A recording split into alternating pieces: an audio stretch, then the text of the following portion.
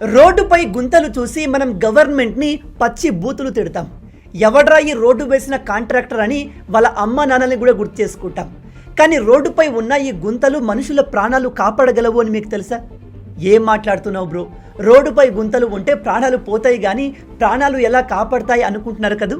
అయితే వినండి. ఇక్కడ కనిపిస్తున్న ఈ మహిళ పేరు వినీతా శుక్లా. ఈమె బ్రెయిన్ కంప్లీట్గా డెడ్ అయిపోయింది. అంటే ఈమె బతికి ఉన్న ఒక శవం లాగా అనమాట. ఎటువంటి రెస్పాన్స్ ఉండదు అండ్ త్వరలోనే ఈమె ప్రాణాలు వదిలేస్తుంది అని డాక్టర్లు కూడా చేతులు ఎత్తేశారు.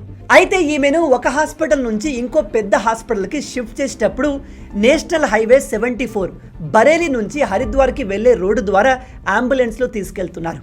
అయితే ఆ రోడ్డు మధ్యలో ఒక పెద్ద గుంత ఉంది. అంబులెన్స్ సడన్గా ఆ గుంత నుంచి వెళ్ళినప్పుడు ఒక్కసారిగా ఆ అంబులెన్స్ మొత్తం షేక్ అయింది. ఆ ఇంపాక్ట్కి ఈమె బ్రెయిన్ మళ్ళీ ఒక్కసారిగా యాక్టివేట్ అయ్యింది.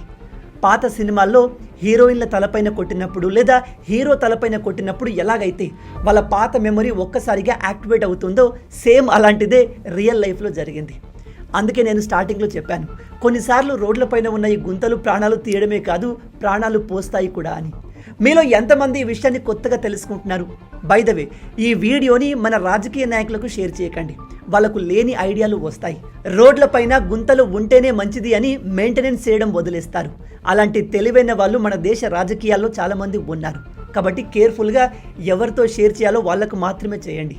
ఇలాంటి అమేజింగ్ వీడియోస్ కోసం లైక్ అండ్ సబ్స్క్రైబ్.